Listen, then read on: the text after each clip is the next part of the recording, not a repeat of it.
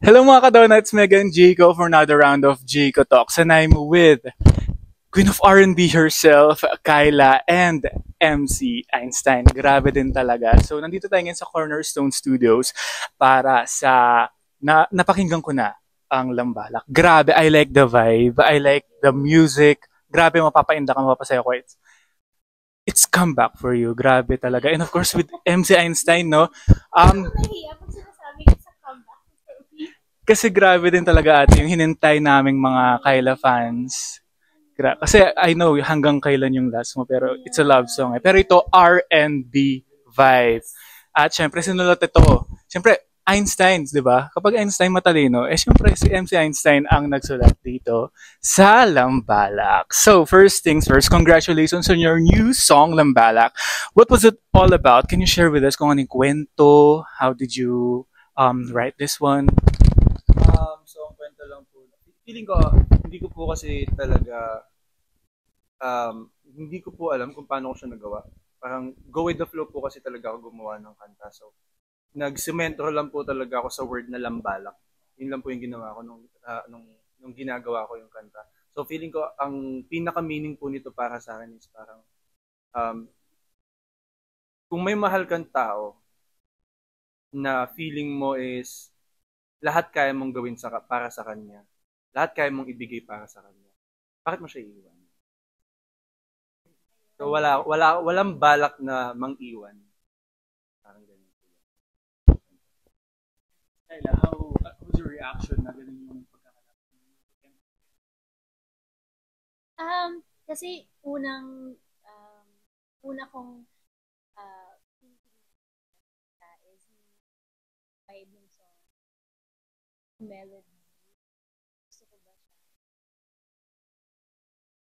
And talagang na ano niya na bullseye niya yung what I like. Wala akong masabi. Kasi gusto ko yung kanta kaya nung pinarinig niya sa akin, sabi ko, kailan tayo magre-record eh. Hindi siya agad yung tanong ko eh. Kasi I wanted to record the song right away. Ad! At yun na, di ba? Nagawa na and it will be going out na sa September 13. Grabe din talaga guys. Mapapakinggan nyo na in all digital platforms. To Miss Kyla, Ate Nani, grabe, I'm a fan.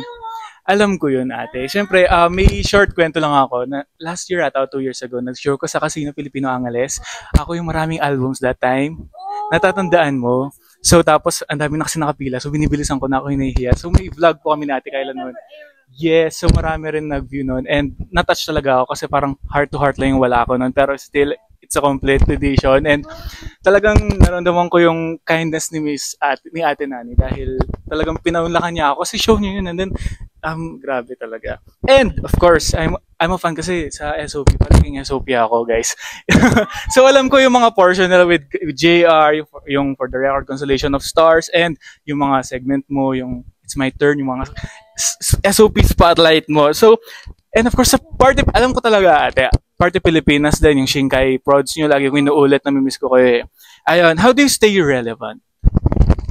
Stay relevant. I guess, kapag musician ka, you just keep making music. Whatever it is, you have to be open to working with different artists. In my case, kasi maraming mga bata ngayon, syempre, tagal ko na nag-release ako, parang year 2000, and like, being open to working with younger artists, ganyan. Also, choosing the right materials, yung mga puro swerte din ako kasi nabigyan ako ng mga projects ng magaganda, ng mga magagandang kanta to record. Parang, na-bless din ako niya ni Lord. Do I stay relevant?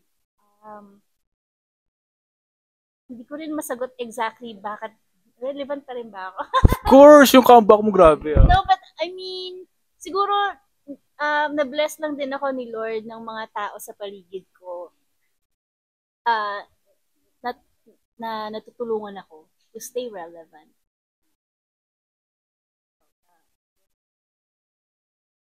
Nice to everybody. I guess it'll come back to you. Ganyan. Totoo yan, grabe. Miss Kyla, di ba? What more can I say? May kanta din siyang ganun. Ayan, and to MC, grabe din talaga. Ano yung mga preparation mo dito sa collab nyo, Miss Kyla? Starstruck ka ba? Ano yung, siyempre, The Queen, di ba? Siyempre, hindi siya na-starstruck. Ano hindi? Magme-melt na ako Okay, nakita ko pa lang siya sa airport. Nakita ko pa lang sila sa malayo. Kasama ko yung handler ko si Kuya Popo. Tinuro niya sa, gano'n sila Kyla. Nagme-melt na ako dun pa lang. Tapos pinansin niya ako, siya pa yung una nag-approach, nag-hi, like, woo! So, ganun yung feeling. Up until mag-usap kami sa aeroplano, niyaya niya ako ng collab. Para na lang ako talaga natutunaw every time. So, wala, parang dream come true kasi ito sa akin. So ba? Hindi sa atin naman. Totoo, no eme, no chika. Totoo talaga. Kasi, iilan lang naman kasi kayong R&B noon. Iilan lang kayong R&B noon. So, parang, ilan lang yung nilulook up ko ng mga panahon na yon. More on international kasi doon maraming sound trip. So, nung nandun kayo na ito yung mga Filipino R&B, parang feeling ko ito yung safe space ko. Sila yung sound trip ko, sila yung ang kabaro ko, kumbaga. Ganun yung dama ng panahon na yun. So yun, dream come true tong collab na to. At sobrang thankful ako kay ate kasi siya pa talaga yung nakaisip na, uy, collab tayo. So, melt. Yun lang talaga ang masasabi ko, melting. Ayan, since naka-collab mo na si Ate Kyla, no? Sino pa yung mga gusto mong ka-collab? At saka sino man yung ini-influence mo sa iyong music career as a hip-hop artist? So, ang pinaka-influence ko talaga, no doubt about it, number one talaga, X-Battalion Music. Sila talaga. Hindi feeling. Sure ako 100%. Hindi man nila ako like tinuruan directly, pero sa kanila ako natutong gumawa ng music, magsulat, mag-produce, and everything. Sa kanila talaga lahat. So, ang mga collabs na gusto ko, syempre, Ate Casey Tandingan, sobrang kakaiba, sobrang galing. Ang husband niya, si Kuya TJ, syempre, Melo, love songan, pag gano'n. At si Ate Yeng, gusto ko makakolab si Ate Yeng. Thank you very much. Siyempre, Ate Nani, no? Since ikaw yung naging host ng Popstar Kids, siyempre, di ba? At saka ang lalaki na ng mga naging alaga at mga anak mo na somehow, sina Gigi Delana, season 2 siya, di ba? And season 1, sina Rita and Julian San Jose. Ano yung reaction mo na, ang layo na nang narating nila? Siyempre, natutuwa ako for all of them na ngayon, I mean, na-reach na nila yung dreams nila. They're doing so well. Ang ganda ng life nila, ng careers nila. Natutuwa ako. I mean, ang layo na ng mga narating nila ang lahat. And I interviewed Rita at sabi niya, if ever magkakaroon siya ng concert, isa ka sa magiging guest niya. Kasi parang, syempre namimiss ka na niya. And she did hanggang ngayon. Alam mo ba yun? Oo nga. Oo, actually, nakausap ko siya a few weeks ago, nagkita kami sa Showtime. Yes. Oo, tapos sabi niya, ate, pwede ka bang mag-guest sa concert ko? Ganyan. Sabi ko, oo naman. Go lang, tawagan mo lang ako. It would be grabe manonood ako. VIP set din yun. Kasi I love Rita also. Your voice is soothing. And of course, sa Julie and Stel concert, hanggang ngayon kinanta ni Stel. Narinig mo? Oo, tinagata kita. Diba? Nag-viral yung song na yun.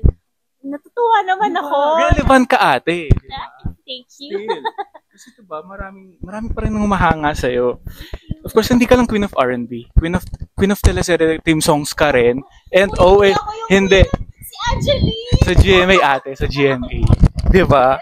Dire-diretso ka noon, alam ko. Alam ko yan. Pero tumatak yung mga love songs mo na team songs ng mga sikat na mga love teams. Chargel, Let the Love Begin. Say That You Love Me, Mark Jen. Tapos, dito sa channel din naman, ABS-J din, dalawa, di ba? Yes. If ever man, gagawa ka ng Kim Pao, di ba? Ang laki ng Kim Pao ngayon. Pahalag ka ba? Oo naman. Hindi naman ako maarte. Oo naman. Pag sinabi nila pwede akong kumanta ng theme song ng movie nila or whatever, game ako. G ako dyan. Kasi parang lucky charm ka, ate, di ba? On the Wings of Love Until I Met You, it's such a big hit also. You to me are everything din ng Dawn yan, di ba? I know talaga, alam ko yung mga naging gold tsaka platinum mo, ate, kaya alam ko. Ayan, so, please invite our viewers to catch Lambalak So yeah, this coming September 13, Friday ng 11:59, sabay-sabay nating abangan ng bago naming kanta na Lambala. Labas na to sa lahat ng favorite music platforms nyo, even sa YouTube, di ba? Sa Spotify, sa Apple Music, kung ano yung paborito yung streaming Pag-streaman, yeah. platform, it will be available. So, sabay-sabay tayo, magla-live kami 11:30 p.m. on Ng Thursday para salubungin yung release ng song namin na Lambala. Samahan nyo kami. Yes! Yes! Thank you!